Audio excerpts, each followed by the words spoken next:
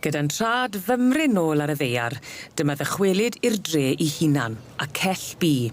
Hen orsaf heddlu'n wreiddiol, ond sy bellach yn gyrchfan i'r hen a'r ifanc fel ei gilydd.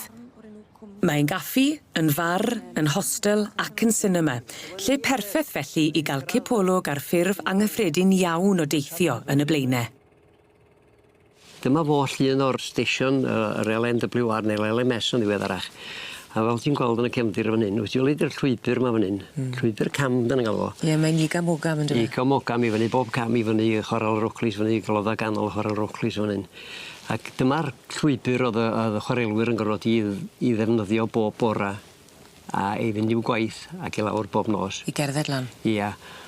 Dyma ni, da ni sôn am chwaral Graig y Ddu rwan. Be ddaru nhw'n neud fan hyn, sydd ar nhw'n teithio fan hyn, oedd ddaru gofaint y chwaral yn yr 1860, mi ddaro benderfynu gwneud rhyw batant, yn galw'n car gwyllt, a mae'n rhan o hanes Stiniog, mae bellach, fath rhyw skateboard ydy, ydy gwir, a rhyw piar yn dod allan o fo, mynd i deithio ar y trac arall, ydy. A dy lawr fel la?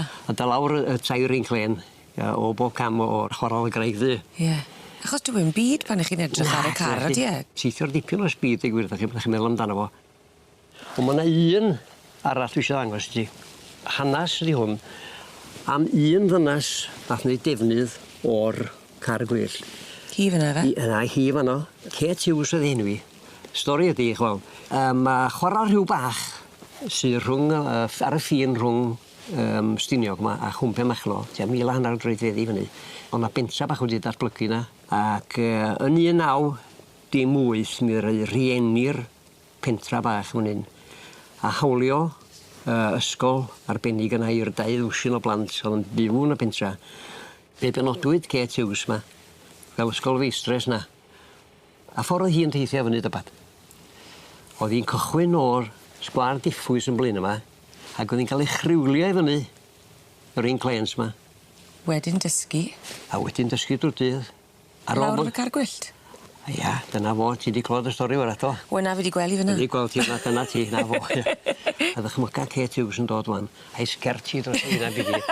Yng nghanol yr holl o'n i yma, dwi'n llawer o urddas yn hynny na goes. Dipyn o fenyw. Ia.